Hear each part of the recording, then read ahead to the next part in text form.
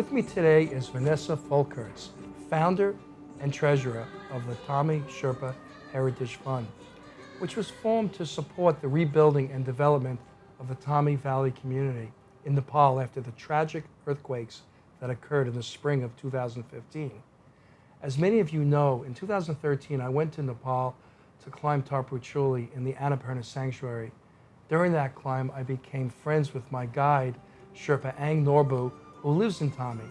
Ang Norbu and I have stayed in touch since then, and through him I learned about the devastation that the earthquakes had on his village. You'll recall that America Portfolios put together a fundraiser to help the people of Thame. Since then, I'm pleased to say that we've raised over $18,000. Vanessa is here with me to discuss how those dollars have been put to use and what progress the fund is making in the region. Vanessa, why don't we start out by talking a little bit about your role and the formation of the Thame Sherpa Heritage Fund. In fact, you were the youngest European woman to climb Everest at the time. Tell us a little bit about that. Thanks, Lon. So I first visited the Thame Valley in 2009 as a climber and participated in several expeditions culminating in Everest in 2010. But whatever achievements there may have been there for me, the lasting impact was my relationship with the Thame Valley community. And many people visit this area and they come back touched by the incredible strength and grace of this people. They're a gentle people, the Sherpas, aren't they? They're incredibly strong. They are the Olympians of the mountains. And no one who has visited can forget also the gracious hospitality that they extend. So how did the earthquakes specifically impact the people in the region? The earthquakes had a devastating effect on the Thame Valley.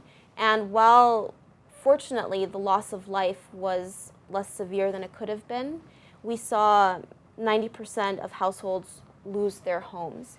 That corresponds to about 250 homes that needed to be rebuilt. And fortunately, thanks to the efforts of our board members and the true resilience of the community itself with an incredible work ethic, they were able to rebuild at least the roofs over their heads by winter.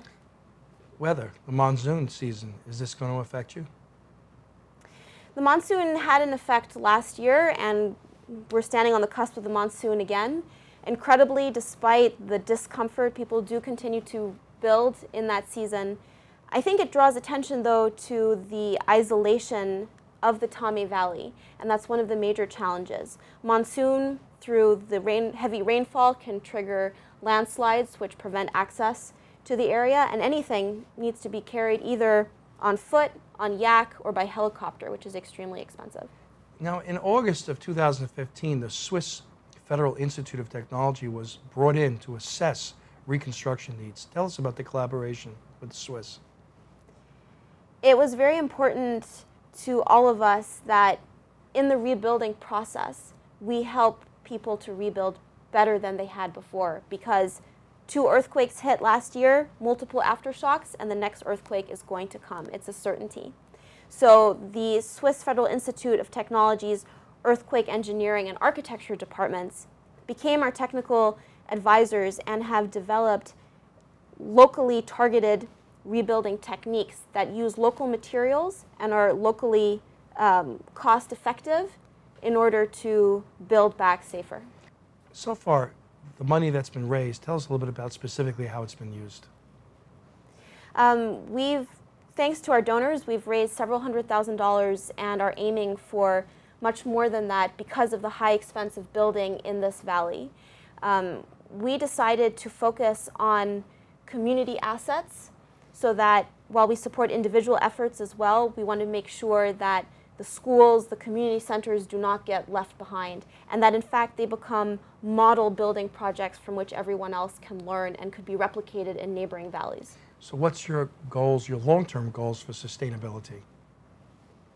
We're going to continue making sure that our initiative is community-led, that at every step of the way it involves community input and prioritizes local villagers' priorities. And the next 12 months? So right now, young men of Thame Valley are just descending from Everest, and they're going to be returning to their villages to continue rebuilding. And we hope to have some major progress by the onset of this winter in November. So here's the million-dollar question. What makes the Thame Sherpa Heritage Fund different from all other charitable organizations? Our donors are supporting Thame Valley directly.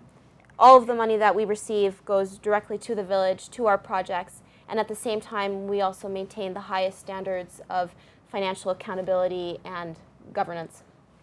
Well, Vanessa, thank you for joining us today and for all the hard work you and the Thame Sherpa Heritage Fund are doing. Thank you. Thank you, Lon.